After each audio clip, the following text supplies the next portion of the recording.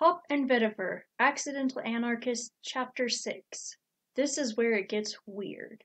When Vetiver was a toddler, nobody told her about the nuclear spills in the Baltic, the Bavarian hares spreading relentlessly from Bavaria, or the appearance of unexplained lane gaps in Hokkaido Prefecture. Her parents had noticed indications that something was off, but, like the public at large, they'd been too busy with their own lives to be alarmed in anything but a very vague way, until the psionic revolution was upon them. After everything fell apart, nobody gave her much notice that she would be moving to her uncle's house for years, while her parents searched for stable jobs and a safe place to live. Nobody let her know that one thing was going to happen. Then Hop's intrusion into her life had been just as unexpected and unasked for. The moments before stumbling upon Andre's corpse had the flavor of ordinary life. She'd often thought it would be nice to have a little psionic power, just so you could prepare for the next jarring transition. Vetiver woke to Alan-sensei slamming a knobby fist into the door. "Anyone not out here in 5 minutes has burpees." Vetiver yanked on her frayed jeans and tied her gi jacket on, slapped a brush through her hair, then waited in line at the wash basin to wash her face. Kate poked her in the back for taking too long, so when it was Kate's turn, Vetiver dunked her head. Kate retaliated by splashing her, and soon only a sad puddle of greasy water remained in the basin. Both girls received burpees for goofing off. After Vetiver had sat down at the table, bowed her head in a silent grace, and picked up her spoon, Hop remarked, "Hey, Vetiver." You're feeling better, right? Why do you ask?" "Well, I was wondering if you're feeling all healed up yet." During the night before, Hop had begun to feel restless. The moon's slow arc through the sky had failed to enthrall him as it had the preceding nights. The compulsion to get moving had increased as the hours wore on. Shh! Alan-sensei had finished his breakfast and was outlining the jobs for the day. Vetiver was to clean the outhouse after lunch, which involved washing the seat, changing the toilet paper, and refilling the soap dispenser with handmade hand sanitizer. She groaned. It wasn't a lot of work, but it was longer inside the outhouse than she wanted to be. Hop tried talking to her again on the morning run. As Vetiver's bare feet pattered over the compacted trail, he remarked, "You're really fast. You must be feeling—" "Hop, I can't beat Jelani while I'm talking to you." Vetiver chose the most direct route instead of the switchbacks. It was rougher and more dangerous, but also shorter. Vetiver leapt from boulder to boulder, her bare feet leaving white scrapes of skin behind her. The granite was gritty.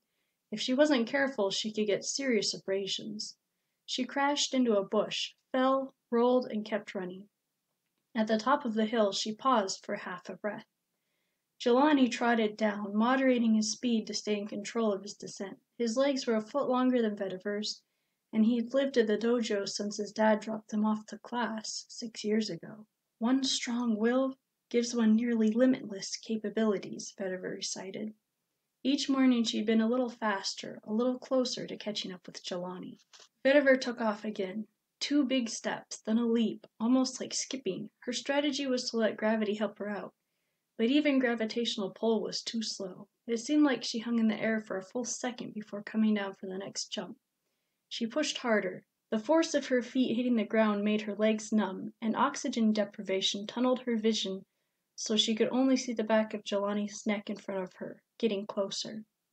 Hop soared along over Vetiver's head. He admired her determination, but wished she would pick a more practical rival.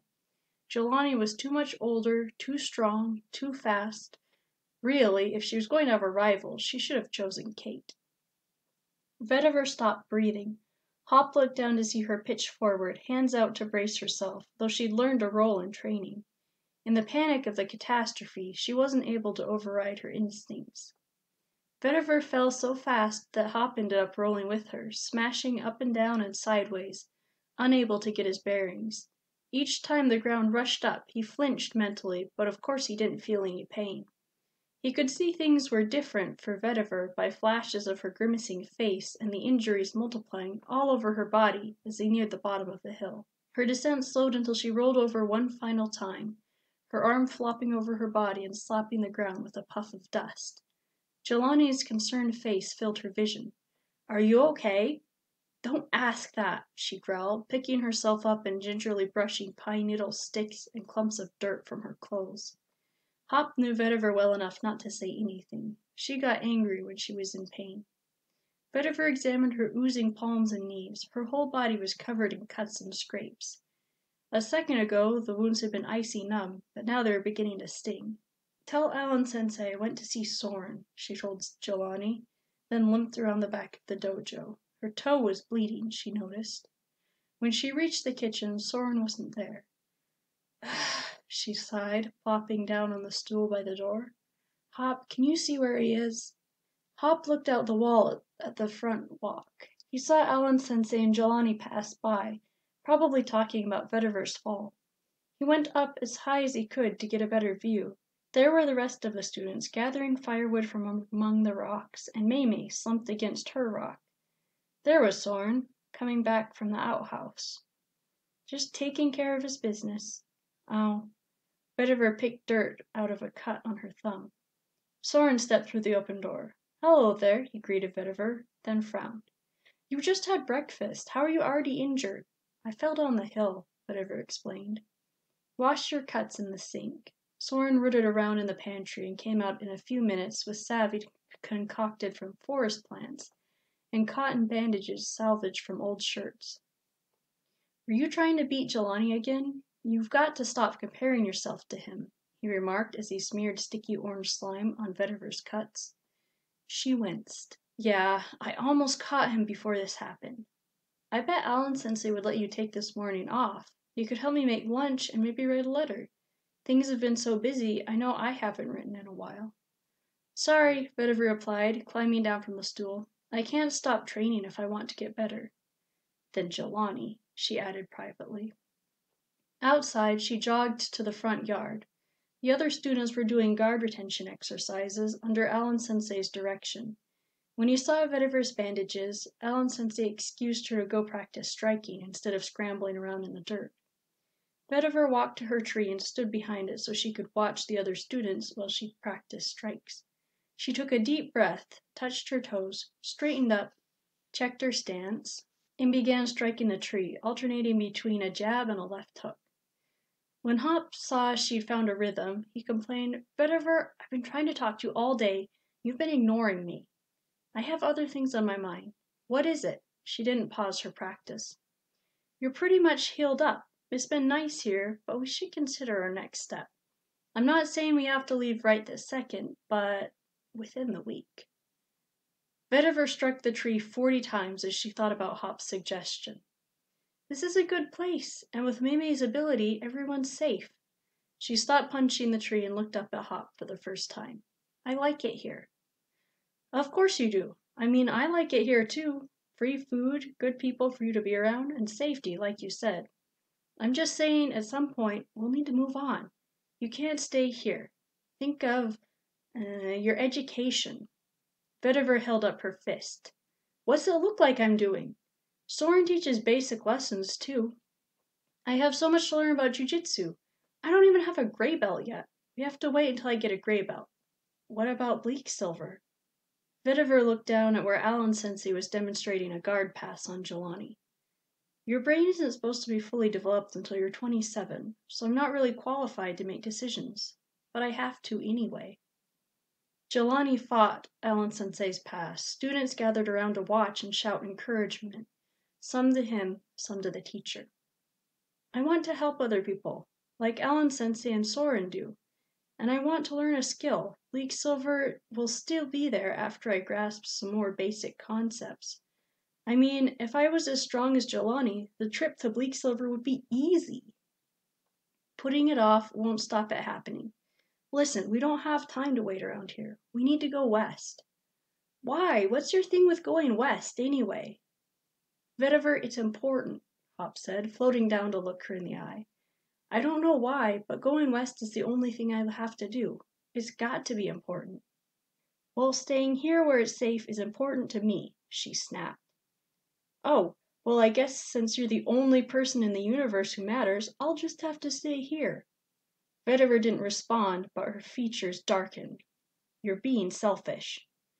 Vetiver swung a punch so swiftly it would have broken Hop's nose if he was a material being. Instead, it passed between his phantom eyes and thudded into the tree.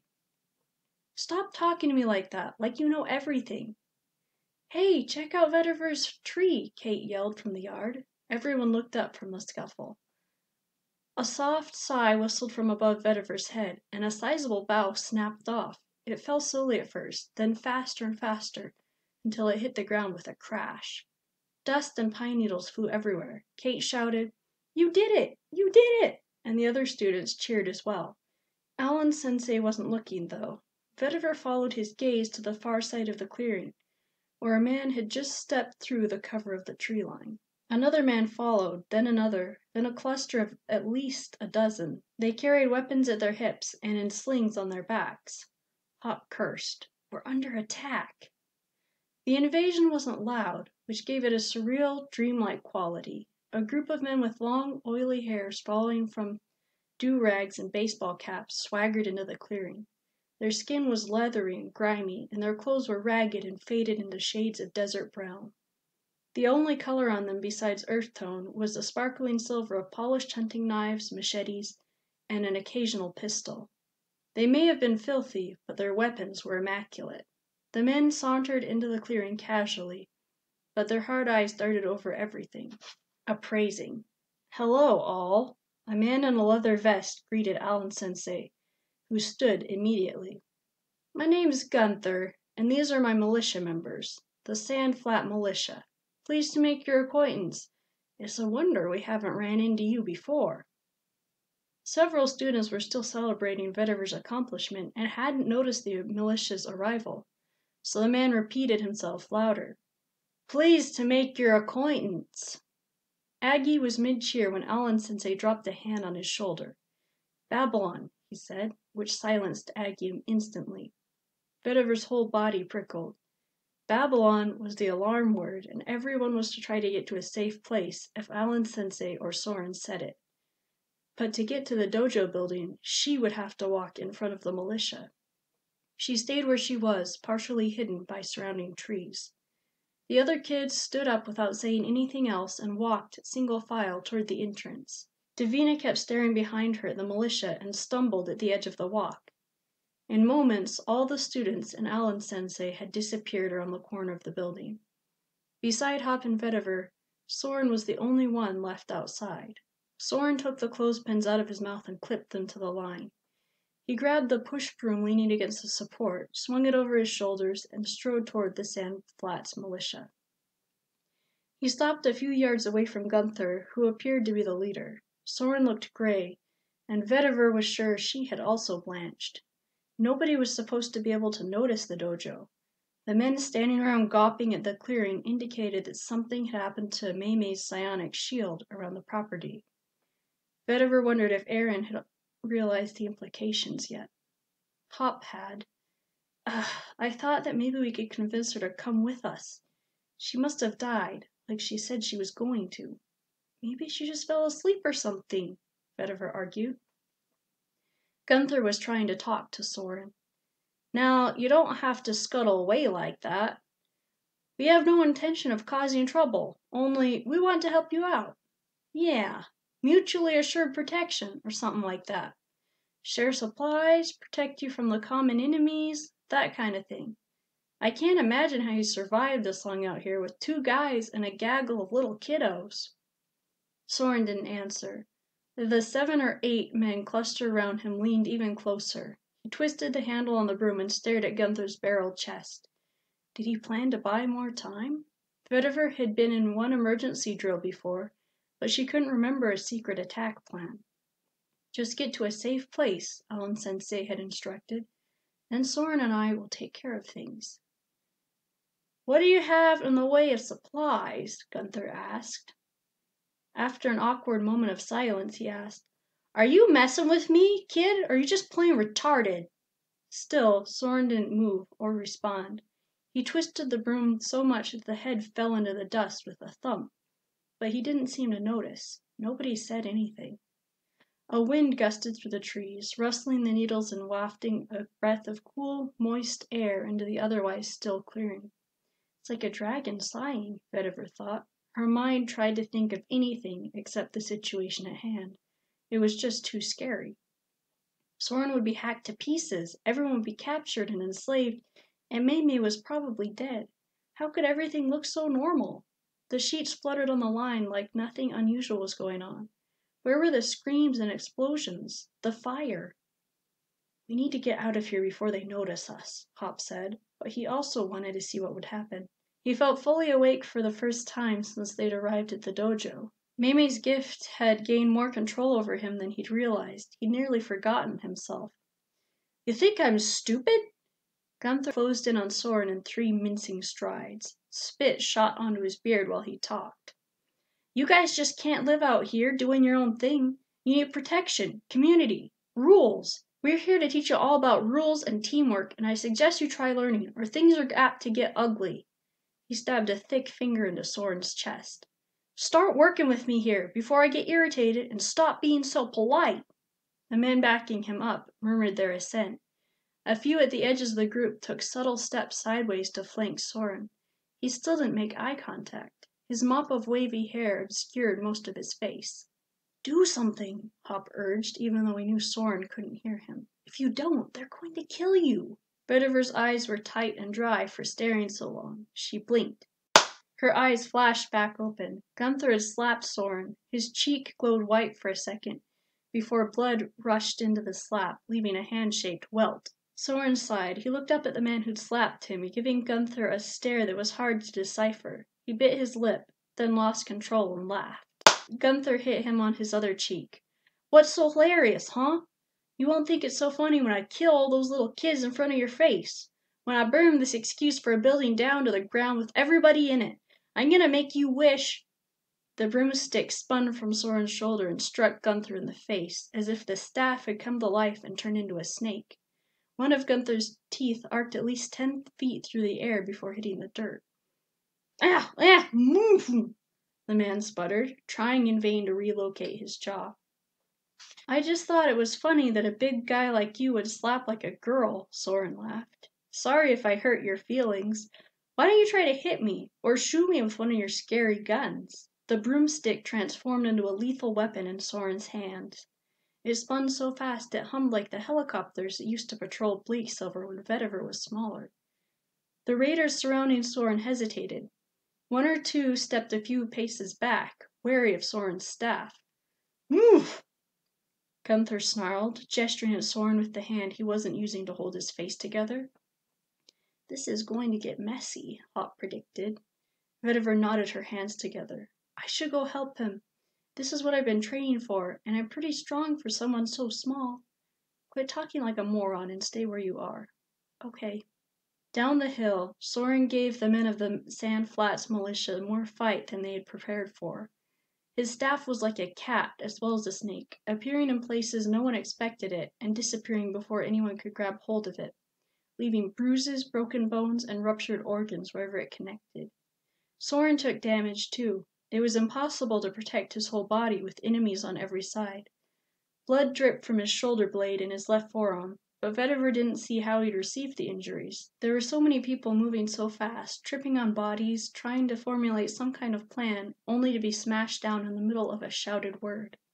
Vetiver stepped forward. It was too hard to see from where she stood. Hey, what did I just tell? Oh, they're backing down.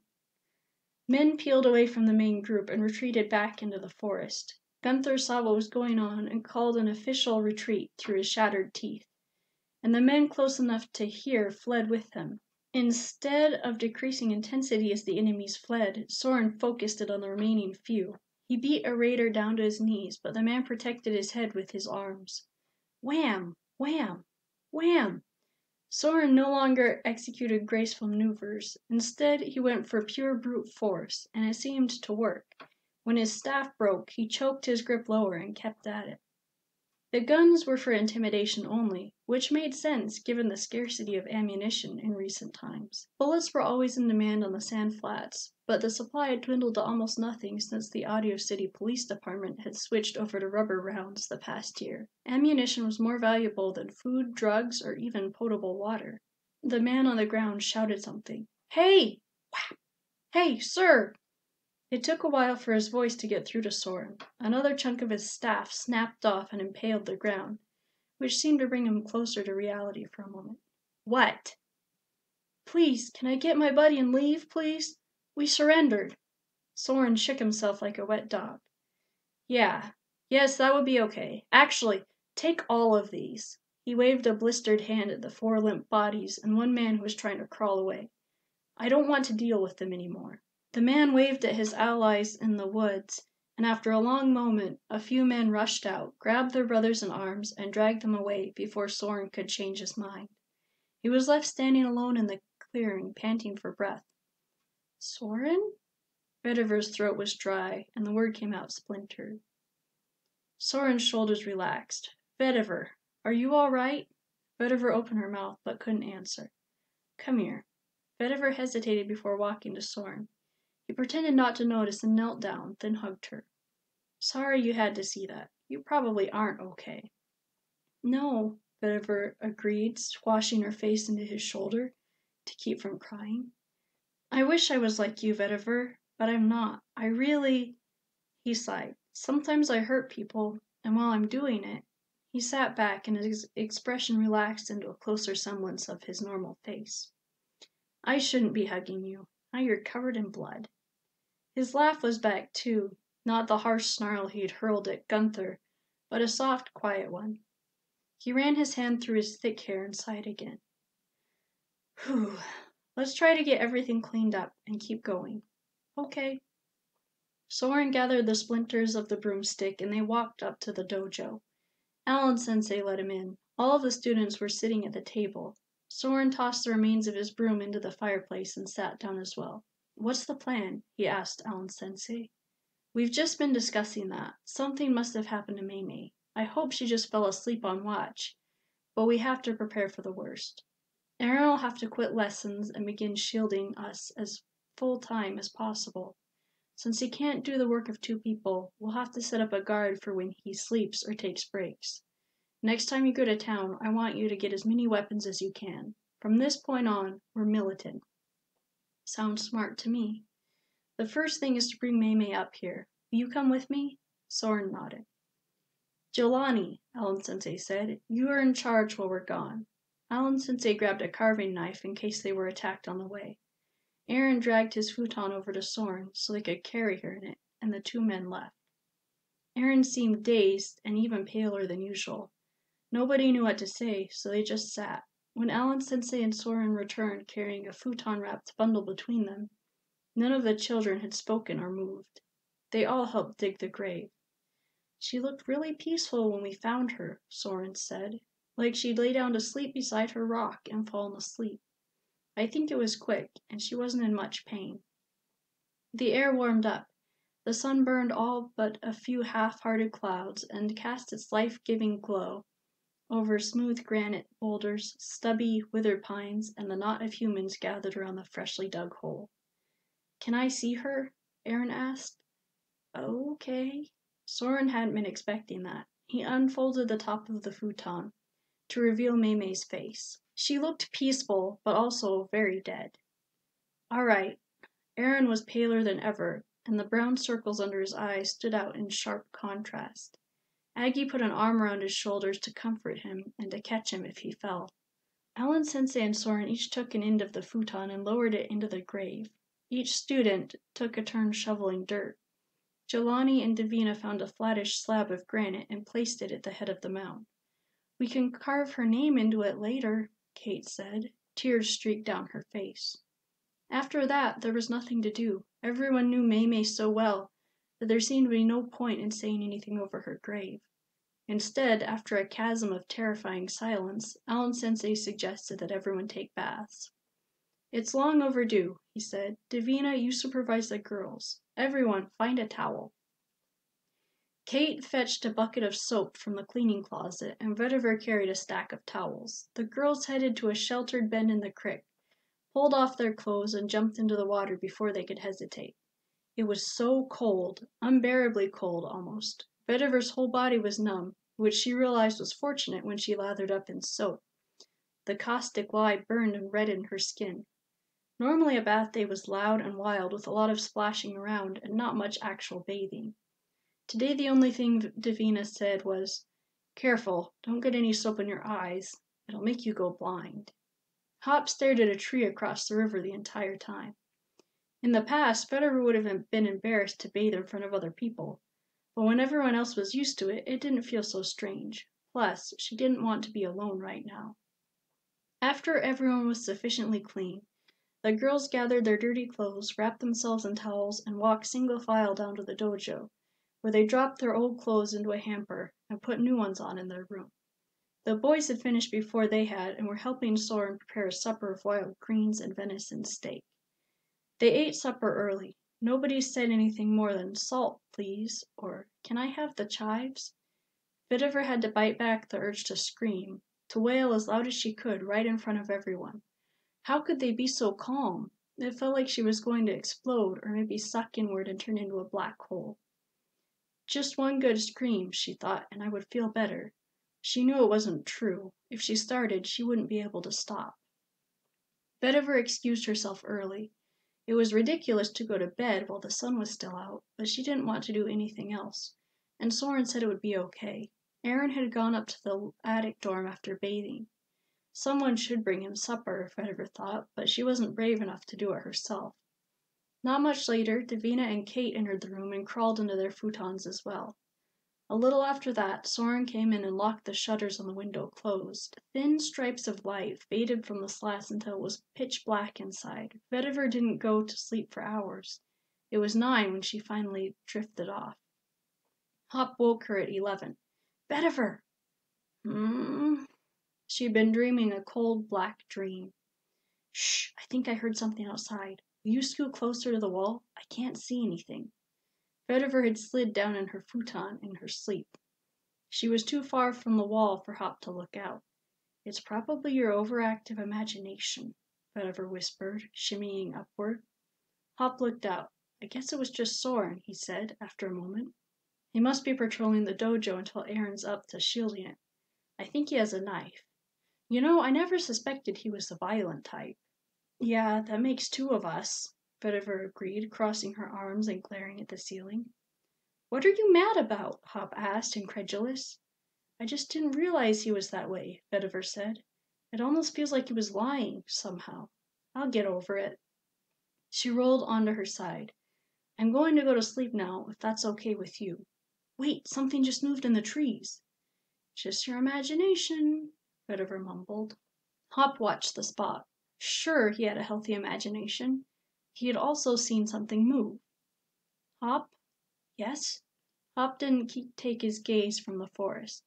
"What do you think Mamie was trying to tell us that one time?" "You don't need to worry about that right now. Something or someone is out there, Vetiver." "I think she wanted us to leave this place if anything happened to her, to keep the dojo safe from whatever's after you. And even though I didn't know her well, I can't put this place in danger." Vetiver reached over to her bag, pulled out her diary, and ripped a page from the back slowly, so it wasn't as loud.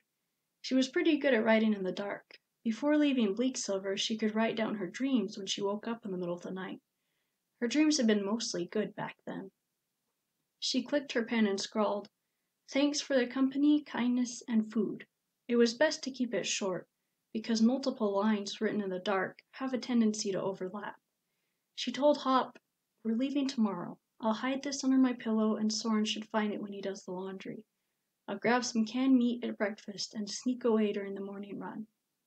All based on vaguely ominous conversation with a strange little girl? Mind you, I'm not complaining. It might be easy for you to forget, Hop, but I'm a little girl too, and I hate it when people don't take me seriously. I'm absolutely sure now there's something out there, and it's coming toward the dojo. It is not my imagination. We need to warn Soren. It's headed in his direction." "What's it look like? Maybe it's an animal," Vetiver countered. "Get Soren, now." Hop was not in the mood to mess around. Whatever it was ran from tree to tree, fleeing closer to the dojo like a moth to flame.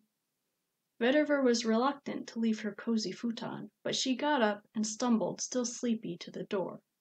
She padded down the hallway and through the kitchen. The door was locked from the inside. Was Soren planning to stay out all night?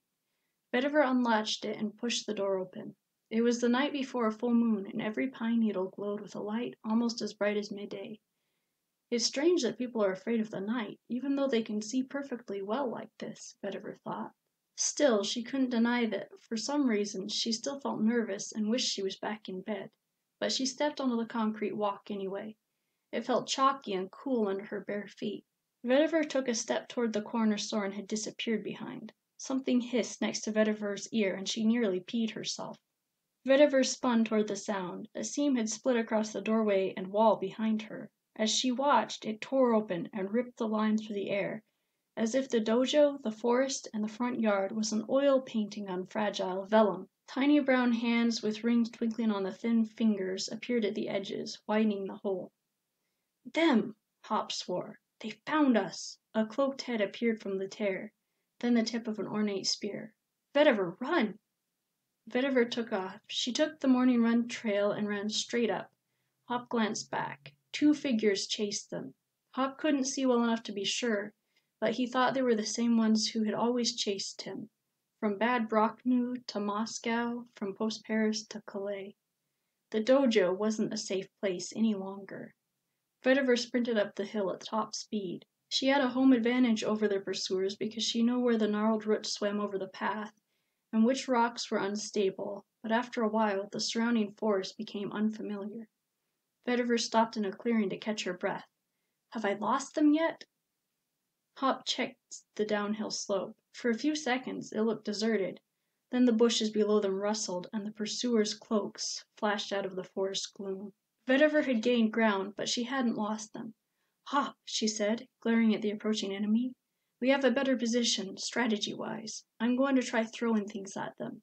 "But you're a terrible throw!" Vetiver ignored him and scooped up a jagged chunk of granite.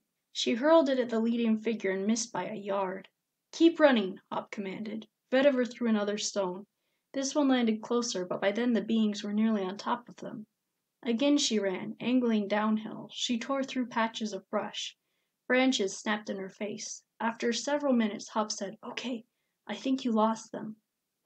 Vetiver slowed down and took several deep breaths, then listened. The woods were silent and still. "What now? I was counting on having my stuff with me, but it's all back at the dojo. I don't have a coat or anything." "It's gone. We'll just have to use what we have. I wish we had some kind of weapon."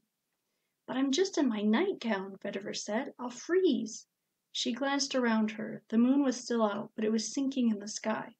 Soon it would be hard to see. Knobby trees and bushes sprang from the sandy soil, and boulders the size of trailer houses loomed around them. There were plenty of places to hide, but it was too chilly to sit still. "If you find a cave or even a fallen tree, your body heat will warm it up. We can't go back to the dojo. It's too dangerous." It didn't take long to find a place where a rock the size of Alan Sensei's bug had broken over an even larger stone, leaving a cave open on both ends. Vetiver took another look around before crawling inside. The woods were peaceful. Soren just washed these pajamas, and now I'm getting them filthy. Think of it as camouflage and go to sleep. Vetiver pressed her body against the rock. It was ice cold. She tucked her gown around her feet, and after a half hour of shivering, fell into a restless sleep. Hop wavered outside the entrance. A night bird called, then another. Moonlight drained from the sky. It looked like 4 a.m.